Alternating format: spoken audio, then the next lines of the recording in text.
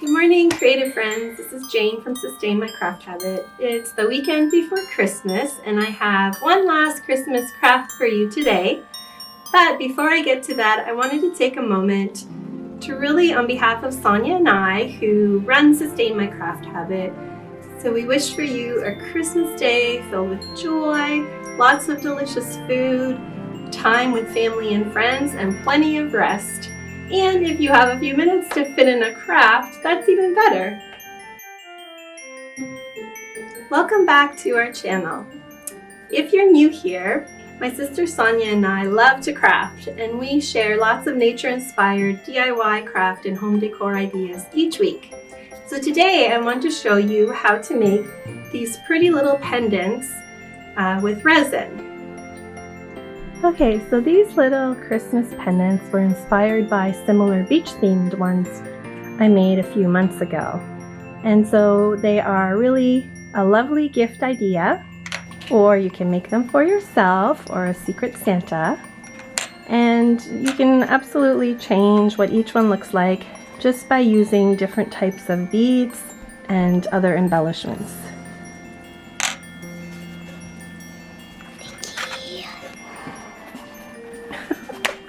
See, everybody loves them. For this project, you'll need some watercolor paper, paint, and a paintbrush, square silver jewelry bezels, a water-based sealer, beads, jewelry resin, and then wooden craft sticks, measuring cups, and gloves, as well as a straw or small kitchen torch to blow off the bubbles at the end. We're going to begin by drawing little watercolor paintings on the watercolor paper. So start by tracing out the shape of your bezel just roughly, because later we'll cut the paper down to fit inside. Then in each square, draw a small triangle, which will be about the size of your Christmas tree. Now we're going to do some pretty simple watercolor painting. Start by filling in each triangle with some water, and then dab in the green paints that you have. And you want to start with the lightest color of paint, and this can be achieved by mixing the green paint with more water, and then layer in more and more of the green paint in certain areas just to get a bit of a textured effect. You'll want to repeat this for each of your Christmas trees, so I did 4 for this particular project. Then you want to set these aside for a few minutes just to let the paint fully dry. Next, we're going to do the outer parts of your little scene, and I really just went with kind of a bluey sky effect. It's almost, you'll see we start with a bit of light water and then add in different shades of blue going from light to dark, and it's almost like a nighttime effect at the end. Again, you just want to set this aside to dry before moving on to the next steps.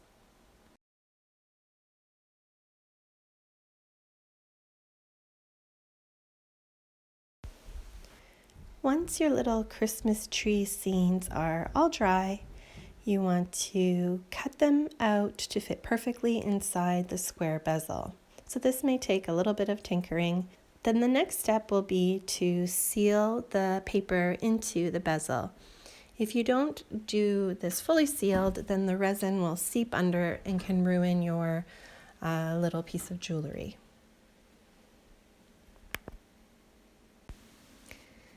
So we want to make sure that we have enough glue in behind, and then place and push the little painting paper down into the bezel, and then cover the painting with the same sealer over the top, making sure that all little corners and edges are fully sealed.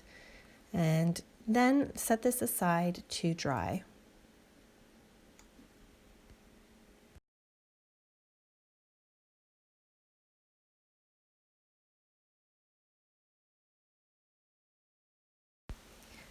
Now we're going to add on all our little embellishments onto the tree. So you can use any kinds of little charms that you have, but I had a bunch of seed beads that I thought would make fun little ornaments. And take the opportunity again to fully seal your painting along the edges to make sure that the resin doesn't seep into the paper. And then glue in and arrange your beads or whatever other little Christmas tree embellishments you use onto your tree. And I used a little needle or pin to help kind of move them around a bit. Once you're happy with your little arrangements, you want to set these aside to completely dry before moving on to the next step, which will be to pour the resin.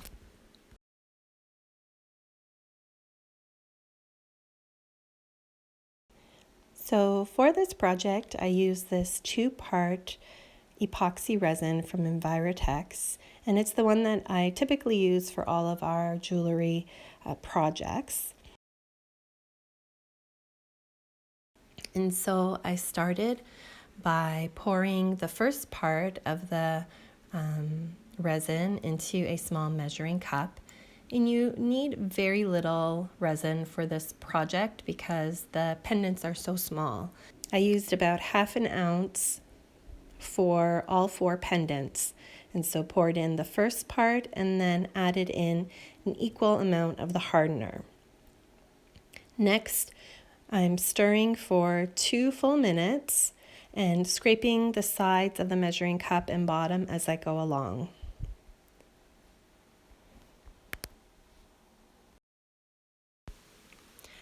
After 2 minutes of stirring, I poured this mixture into a second clean measuring cup and used another clean stirring stick to continue mixing this for another minute. And this part's really important to make sure that the 2 parts get fully blended together, or else you may have troubles later with the resin not curing properly.